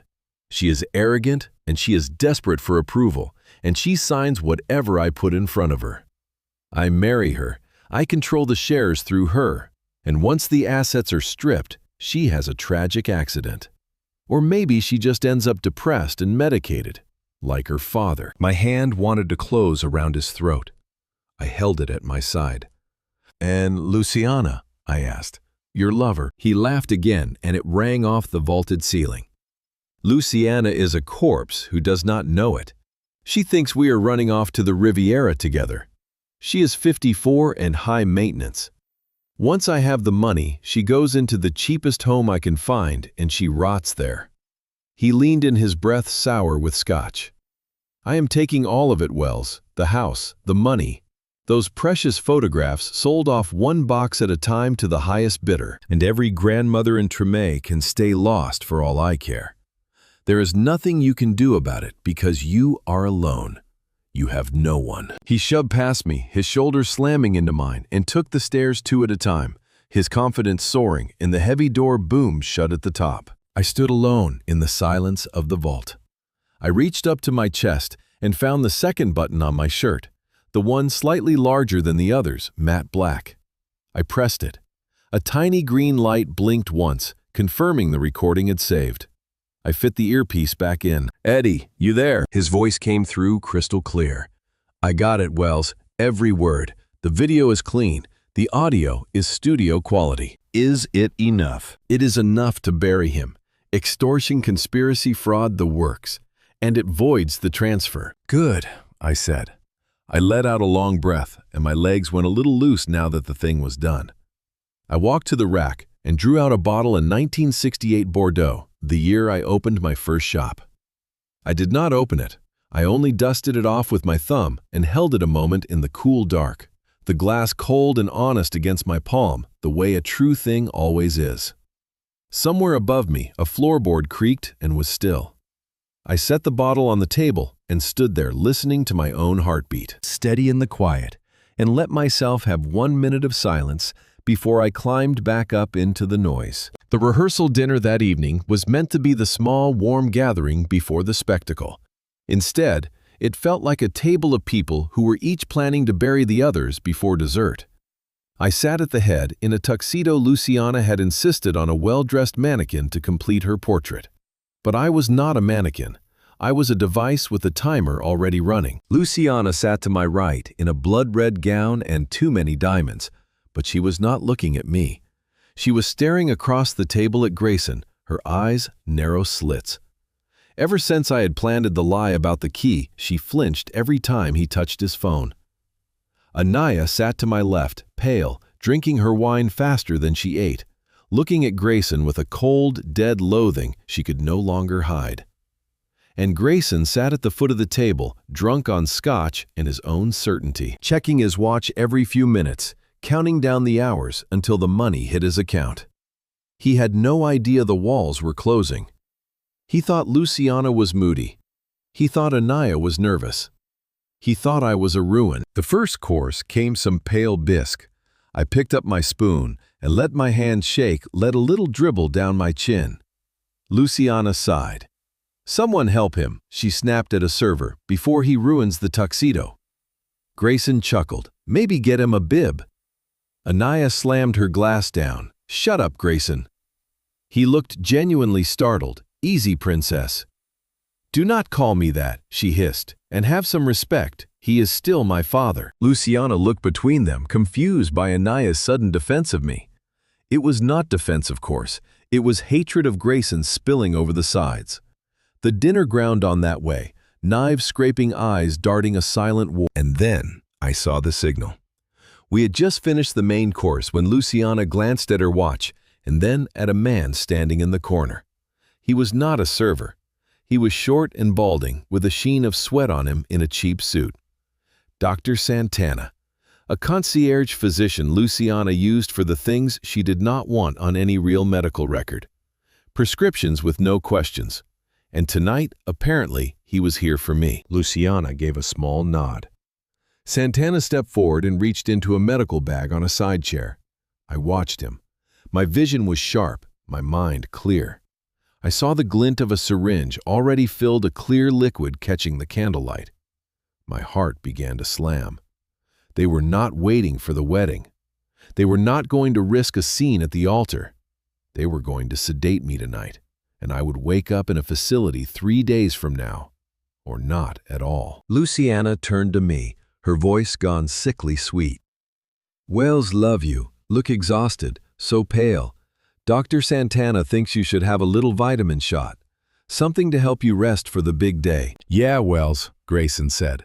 "Take the shot. Go to bed. The grown-ups have things to discuss." Santana came around behind my chair. I could smell the rubbing alcohol. "Just a small pinch, Mr. Douglas," he murmured. "It will help you relax." I looked at the needle. That was not a vitamin.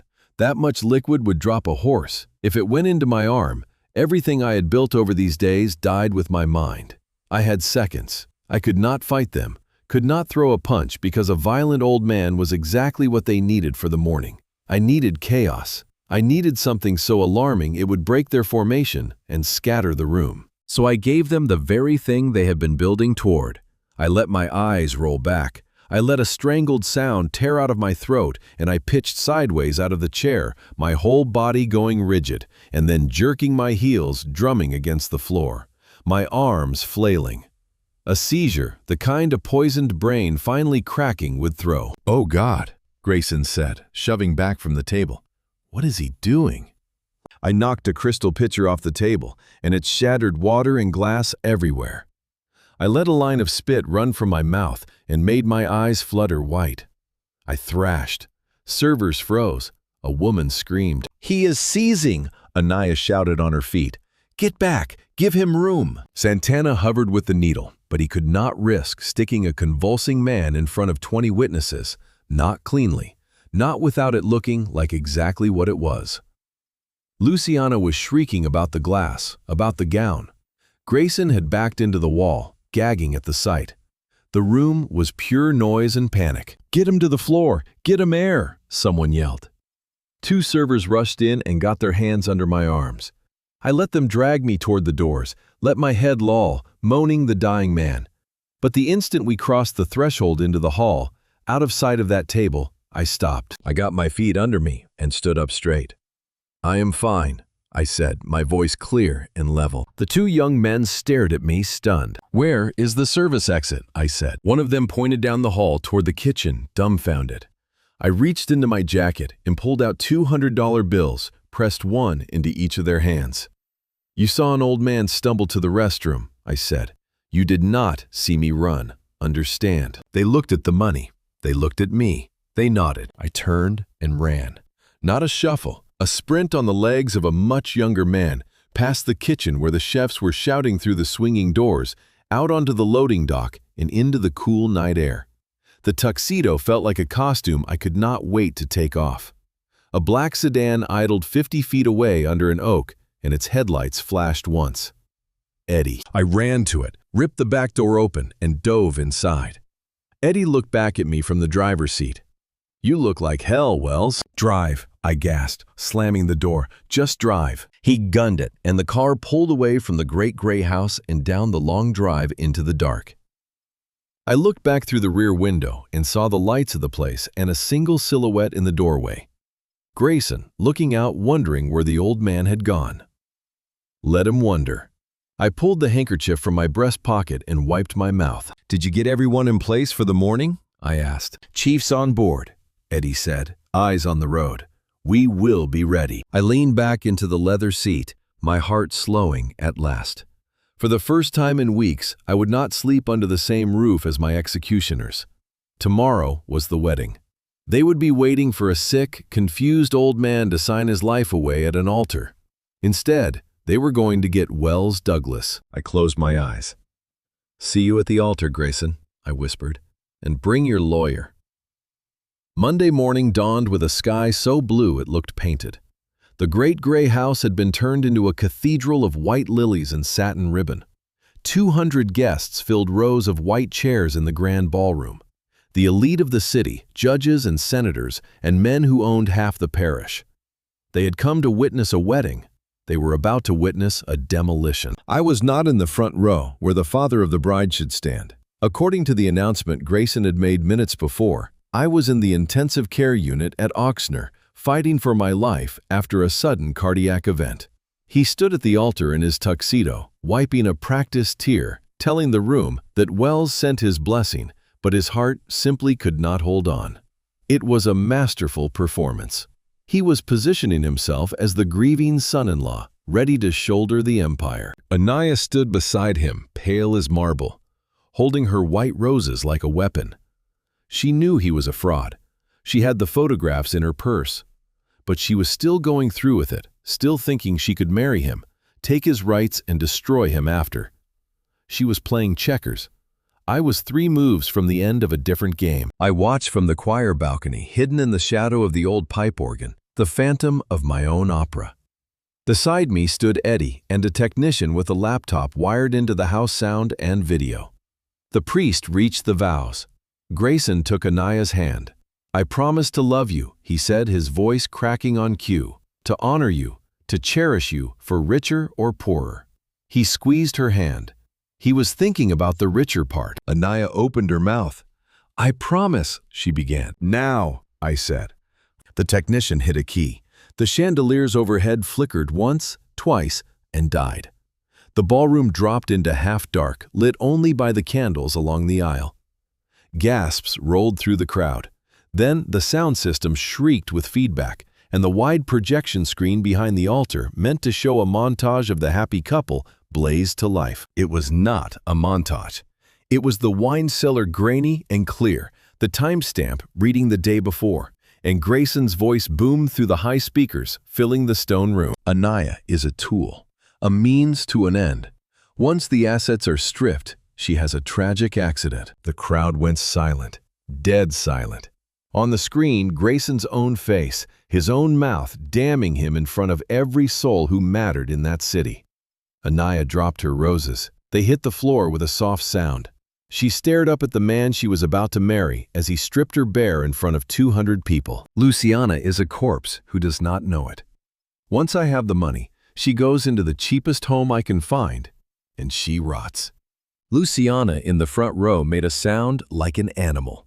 And then the screen cut, and it was the garage footage, her own voice, now cold and clear. If he takes 2 a day mixed with his heart medication, his mind is soup. We will not have to touch him. Pandemonium. Chairs scraped and toppled. People surged up, shouting. A woman fainted in the second row.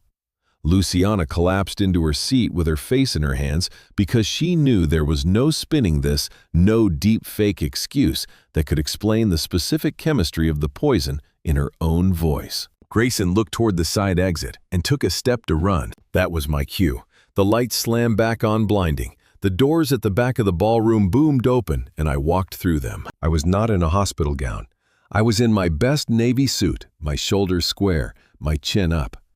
I held my cane like a scepter, not a crutch. A hush rolled forward from the back of the room like a wave until the only sound was my shoes on the marble. Behind me came Detective D'Angelo French of the New Orleans Police and 4 officers in uniform. I walked down the aisle. My friends, my business partners, stared at me like a ghost come back from the grave to collect. I reached the altar and I did not look at Anaya. I looked at Grayson. "You forgot one thing, Grayson," I said, my voice carrying without a microphone. He stared, trembling. "You forgot that I built this house. I wired it. And in my house, I see everything." "Wells, listen," he stammered. "Hands up. It is not what it looks like. It was a joke. I love your daughter." "I love your daughter too," a voice called from the side. Grayson froze. His eyes bulged. A woman stepped out from behind a pillar in a simple floral dress, tired-eyed and fierce, holding the hand of a small boy who had Grayson's nose and Grayson's chin. Anya. And little Emery. "Grayson," she said, walking toward him. "You told me you were closing a deal to buy us a house." She stopped in front of him. She did not scream. She reached back and slapped him across the face, a sound that cracked through the room like a gunshot. "Where has my son's father been all these months?" Detective French stepped forward. "Grayson Barron, you are under arrest for bigamy, fraud, extortion, and conspiracy to commit murder." 2 officers took his arms. He tried to pull away, shouting, and the cuffs clicked shut, the most beautiful sound I had heard in years. Other officers moved to the front row. "Mrs. Douglas, on your feet. You are under arrest for conspiracy to commit murder and elder abuse." "He forced me." Luciana screamed as they lifted her. "I was a victim." "Save it for the judge, Luciana," I said. They dragged them out, the groom in his tuxedo and the bride's mother in a red gown, both in cuffs, hurling accusations at each other down the aisle they had walked up so proudly. The guests watched in stunned silence. The wedding of the year had become the crime scene of the decade. I turned to Anaya. She stood alone at the altar, the space beside her empty, the roses at her feet. She looked at me, her eyes brimming. "Dad," she whispered, "I did not know about the poison. I swear." Later in the empty ballroom, I let her make her case. She said she had wanted the money, yes, wanted to secure the company, but never wanted me dead. She said we could rebuild, that she could run the gallery, that she was all I had left. I raised a hand and stopped her. "You did learn from me," I said. "You learned how to be ruthless. You learned to find a weakness, but you forgot the one lesson that mattered. You do not build a foundation on sand, and you do not build a family on greed." I told her I had spoken to the district attorney, that I would testify she was a witness who provided evidence, not a conspirator. She would not go to prison. She sagged with relief. "But there is a condition," I said. "You are removed from the gallery, you are off the board, and you are out of my will. You keep your name and your freedom, you lose the rest. Go build something of your own and find out what $1 costs when you sweat for it." "Dad, please," she said, falling to her knees. "I am your daughter." I looked down at her, and I felt a phantom ache in a heart I did not know could break any further. 2 days ago, I had seen the girl still in there twice at my work table and in that kitchen. That was the cruelty of it. She was not all gone. But some things once cracked do not take a true repair, and I have spent my whole life knowing the difference. "You will always be my daughter Anaya," I said softly. "But you have lost the right to be my child." I turned and walked out, and I did not look back, though I heard her behind me. I sold the house to a developer who wanted to bulldoze it. Eddie thought I had lost my mind. But it was not a masterpiece. It was a beautiful cage I built for people waiting for me to die, and I did not want it standing. Let it come down. The archive was another matter. Every photograph, every jazzman and marcher and grandmother I gave to a cultural center near Congo Square in trust, forever, so any child in Treme could find his own blood on the wall for free. The memory of a neighborhood was never for sale. I packed one bag, my work boots, my old denim jacket, and the water-stained photograph from my work table, Myra on a porch swing with a small girl on her knee. I finished it that night in a rented room, grain by grain, giving my dead wife back her whole smile. And then I took the newer picture, the 4 of us in that stone house, and with a steady hand, I cut it down until only the child remained, the girl before the world got to her. That one I kept. The woman she became, I set down. Some pictures you finish. Some you learn to stop carrying. They tell you blood is thicker than water, that you must forgive because you share a name. They are wrong. Blood is only biology. Family is who sits by your bed when the money is gone, who tells you the truth when you are begging for a comfortable lie. I spent a lifetime believing that if I built enough and gave enough, loyalty would come, that a legacy could buy me a family. All I bought were people who counted the days. The hardest lesson learned too late is that your worth was never the number in the bank. It is the one thing no forger can copy and no thief can carry off. It is your character. And no house, no fortune, no name is worth trading that away. I think about the little boy sometimes. I set up something quiet for him, so one day he will have a chance his father never gave him. He will never know it came from me. God knows the truth of a thing, even when no one signs it. God gathers the faces we thought were lost for good. And God, I have to believe, keeps a door open even after we have shut it for the children who lose their way. So let me leave you with the question I still carry. If it were your own child, your own blood, who had stood by while the world tried to erase you, could you walk away? Or would you open the door one more time? I made my choice. I am still not certain it was right. Tell me in the comments what you would have done and where you are listening from tonight. And if this story reached something in you, hit that like button and stay a while. Because the hardest thing a man ever rebuilds is not a house, it is himself.